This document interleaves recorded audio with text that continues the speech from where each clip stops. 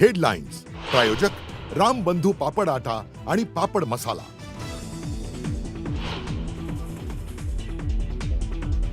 T20 world कपच्या अंतिम सामन्यामध्ये भारताची धडाकेबाज फलंदाजी, संजू सॅमसन, अभिषेक शर्मा आणि ईशान किशनची अर्धशतकी खेळी, न्यूझीलंड समोर 256 धावांचं आव्हान।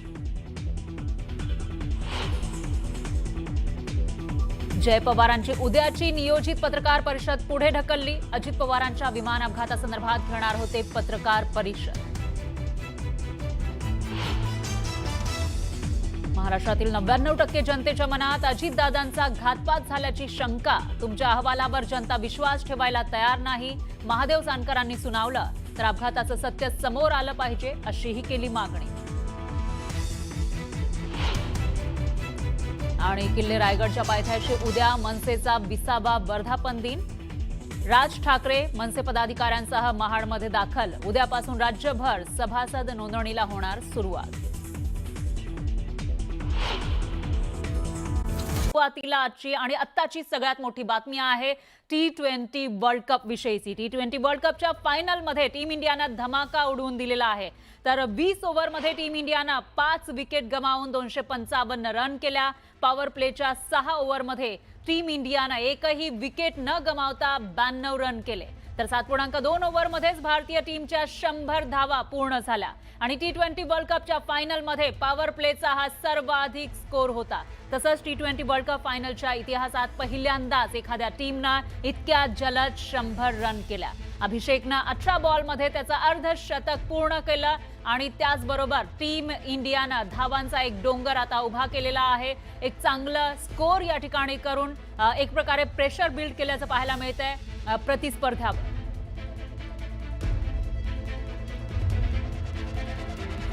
आणि याविषयी अधिक माहितीसाठी त्याचबरोबर क्रिकेट प्रेमींच्या काय प्रतिक्रिया आहे ते जाणून घेण्यासाठी श्रीकृष्ण आवटी हे आपल्यासोबत जोडले गेले आहेत। चांगली कामगिरी भारताची पहिल्या इनिंगमध्ये, काय भावना सध्या क्रिकेट प्रेमींच्या आहेत आणि काय अपडेट्स आहेत एकूणच?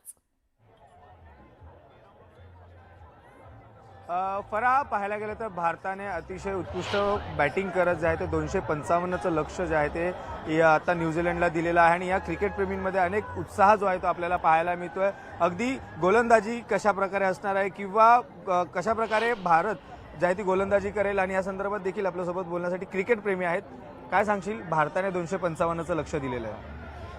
लक्ष तर भारताने दिले 255चं, पण त्यांची ही बॅटिंग लाईन तेवढी तगडी आहे, पण त्याच्याबरोबर आपली बॉलिंग लाईन पण तशी आहे। त्याच्यामध्ये आज आपल्यासाठी जे महत्त्वाचे बॉलर ठरतील ते बुमराह आणि जो आजपर्यंत आपला जो वरुण चक्रवर्ती जो चालत नाही बोलतायत तो आज नक्कीच चालेल आणि त्याची बॉलिंग आज इफेक्टिव्ह पडेल आणि त्याच्या बॉलिंगमध्ये विकेट येण्याचे चान्सेस भरपूर जास्त आहेत। त्याच्यामुळे आज आपण जिंकणार आणि आपण इथं हिस्ट्री रिपीट बी करणार, क्रिएट बी करणार आणि डिफीट बी करणार इथे। अगदी नक्की ज्या प्रकारे सेमीफायनलमध्ये भारताने चांगल्या प्रकारे गोलंदाजी बॉलिंग केलेली होती, कशी अपेक्षा आहे फायनलमध्ये? हा, फायनलमध्ये पण होऊ शकेल। आता नवीन बॉलने जी सुरुवात करतो हार्दिक पांड्या, त्याला नवीन बॉल एकदम चांगल्या प्रकारे हँडल करता येतो आणि तो विकेट बी घेईल। आणि बुमराहचं बोलला तर तुम्ही 2.77 इकॉनॉमीच येतो चालतो, तर आपल्यासाठी तो एक फायदेमंद आहे की ते 4 ओव्हर हे इंडिया कंपल्सरी तर डिफीट करणार आणि इंडिया जिंकेल पण। नक्कीच सर्वच क्रिकेट प्रेमींचा विश्वास जे आहे ते व्यक्त करताना आपल्याला पाहिजे की भारत हे फायनल जिंकणारच। आपल्यासोबत आणखी काही काय सांगशील, उत्कृष्ट अशी जी आहे ती बॅटिंग पाहायला मिळाली, आता काय सांग? आता टोटल जे आहे ते भरपूरपैकी बहुत चांगला टोटल आहे। 15-20 रन शॉर्ट आहे ॲज पर जे स्टार्टिंग आपल्याला मिळाली आहे, बट होपफुली आता बॉलिंग चांगलं करणार।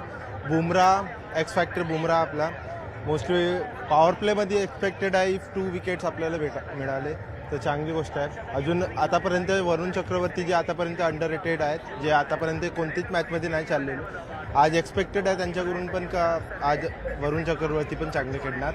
होपफुली इंडिया चांगल्या मार्जिननं जिंकणार। नक्कीच आपण पाहू शकतो अनेक जे आहे ते जे बॉलर्स आहेत ते चांगली उत्कृष्ट कामगिरी करतील आणि त्याचबरोबर भारत जिंकणारा सर्वांचाच विश्वास जे आहे ते व्यक्त करताना पाहायला मिळतात। 255चं लक्ष काय सांगतं? इम्पॉसिबलच वाटतंय। आता ऑब्विसली इंडियामध्ये वर्ल्ड कप आहे, आपला सपोर्ट आहे, तिकडे पूर्ण क्राऊड आहे, त्यात जेवढी भली मोठी धावसंख्या एकूणच एक